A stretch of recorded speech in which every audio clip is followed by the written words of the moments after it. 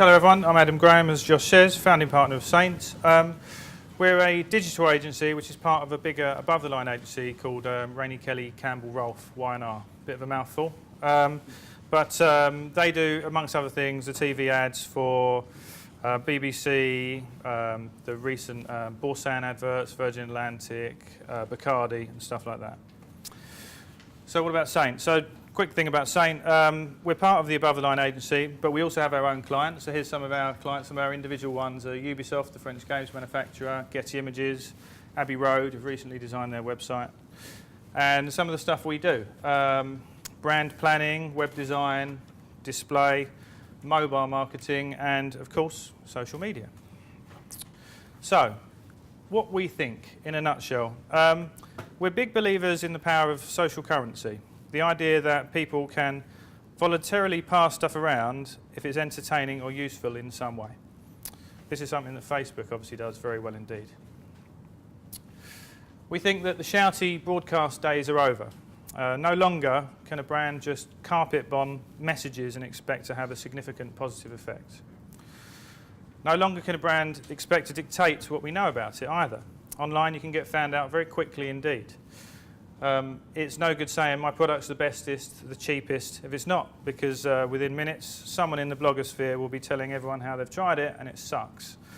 So brands are starting to realise that they've already lost control, and the sooner they stop trying to control conversations, the sooner they start embracing the democratisation, the sooner they'll reap the benefits. Consumers control the brand now. Online communities like Facebook can effect massive change. Just look at the resurrection of the whisper bar. The power of social networks really should not be underestimated. So it's not so much about what brands say nowadays, it's about what they do. It's no good promising the world and not following it through. Nowadays online you'll get found out very quickly indeed. It's all about brand fulfillment. The lines blur in between marketing and products. Some of you here are Facebook apps developers, so how many of the apps that you have experienced are bespoke revenue streams or applications, products in their own right? How many of them are part of a marketing activity? How many of them can you not really tell the difference? So digital is a facilitator of not only brand promise, but also brand fulfillment. Both can happen very quickly in real time. Brand fulfillment is ultimately about creating value. This is one of the core tenets of our philosophy here at Saint, and as I touched on at the beginning, we believe that if you create something of value, be that entertainment or utility, people will voluntarily pass it around. Here's an example of an augmented product. Traditionally, that would have been your product, but nowadays you've got a lot more layers to it. It's like an onion. So you'd have the access, the tools and utilities, additional content, and the value-added services. The value-added services and the additional content could form part of a Facebook application or part of a social media strategy. Value travels across different devices. It also crosses from the online world to the real world. This is something I think is really, really important to get your heads around. This is where Facebook is really, really good, and it's one of the reasons it's better than its competitors. It's much better than MySpace, for example, which is essentially just a portfolio. It's a place for bands to put their music and broadcast to people. It doesn't facilitate the real connections that Facebook does, and it doesn't encourage the crossover between the real world and the online world. It's more akin to the old school version of marketing and advertising. So it's crucial to straddle the void between the online world and the offline world, and this is something that I think is very, very important indeed. A perfect example of this is the Give Real Drinks campaign. It's one I really, really like. None of this rubbish, give someone a theoretical drink, buy them a pint. Give them a token that they can redeem on their mobile, walk into a bar and have a drink. What's so good about this one is that the very people who are redeeming their tokens in the bars are likely to be taking pictures of their experiences, posting them back online and completing the circle. So they're becoming brand advocates for the drinks manufacturer and the bars, all for the price of a pint. Seems like a good deal to me. Unfortunately, this was run in America. I think Threshers did something similar, but it's not quite as good if you just go into an off license and redeem your token.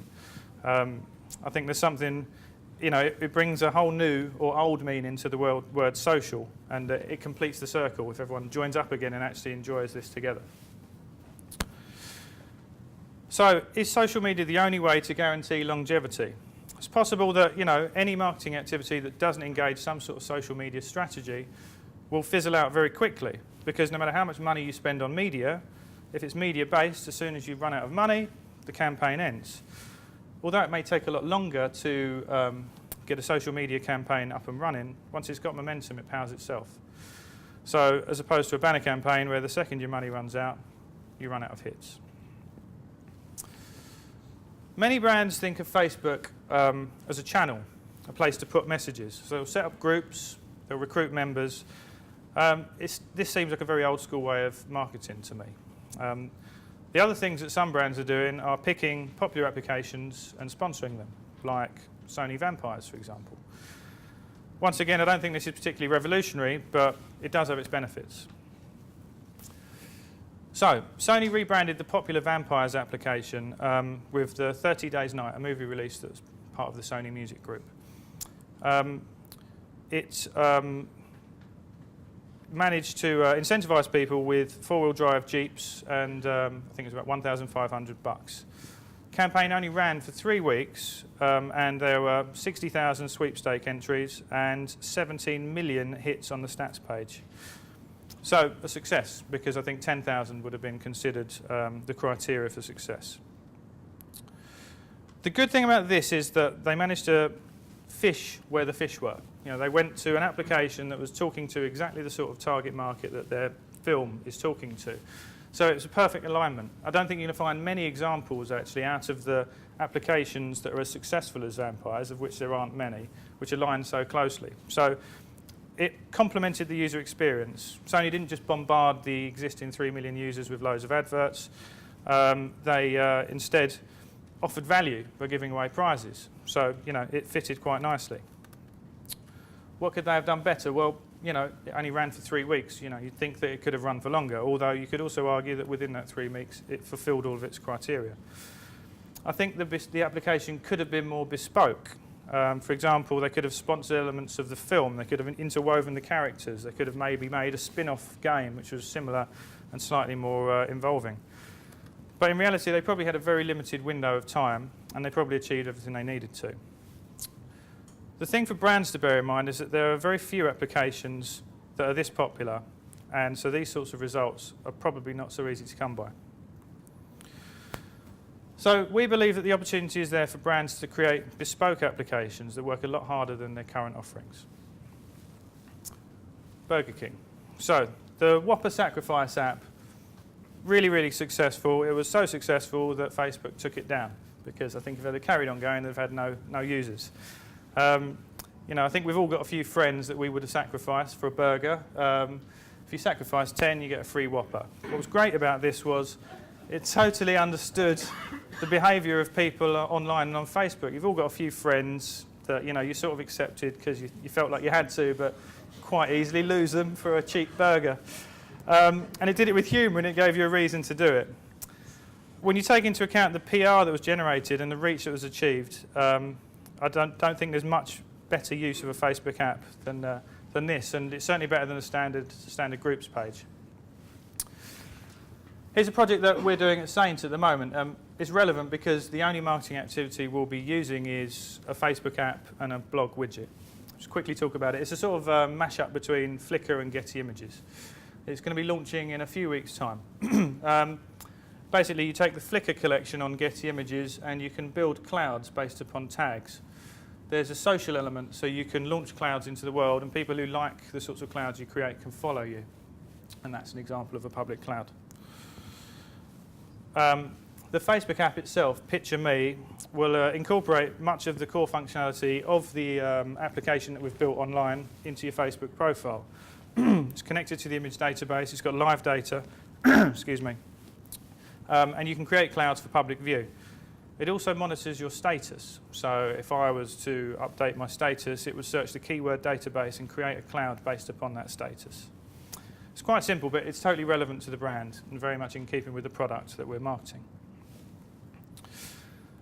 So, what do agencies think? And I've got to be careful because apparently I'm going to have someone rebut everything that I think straight afterwards. But